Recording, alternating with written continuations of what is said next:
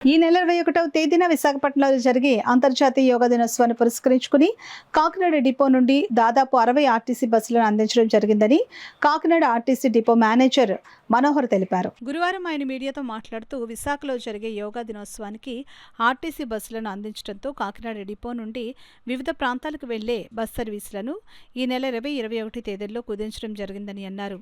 కుదించిన bus సర్వీసుల వివరాలను ప్రయాణికులు కాంప్లెక్స్లోని విచారణ కేంద్రం వద్ద సంప్రదించాలని ఆయన తెలిపారు. ఈ 62 బస్సులు వెళ్ళడం వల్ల మనకి లోకల్లో కొంచెం అంటే లోకల్ ఆపరేషన్లో కొంచెం ఫ్రీక్వెన్సీ ఇప్పుడున్న ఏదైతే రెగ్యులర్గా తిరుగుతున్నాయో ఆ రెగ్యులర్గా తిరిగే ఫ్రీక్వెన్సీ కాకుండా దాన్ని కొంచెం మాడిఫై చేసి ఫ్రీక్వెన్సీ కొంచెం తక్కువ ఫ్రీక్వెన్సీతో బస్సులు తిప్పుతామండి. మనకి ఎంక్వైరీలో కూడా టైమింగ్స్ అందుబాటులో ఉంటాయి.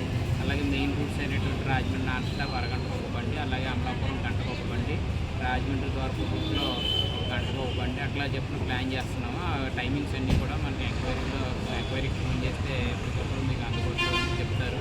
మరి కాబట్టి తక్కువ బస్సులు ఉంటాయి కాబట్టి ప్రయాణికులందరూ కూడా టైమింగ్స్ ఎంక్వైరీ ద్వారా కనుక్కొని ప్రయాణాలను ప్లాన్ చేసుకుని యూటిలైజ్ చేసుకోవాల్సింది. కొంచెం ఈ అసౌకర్యాన్ని కొద్దిగా మేము చూపిస్తున్నాం.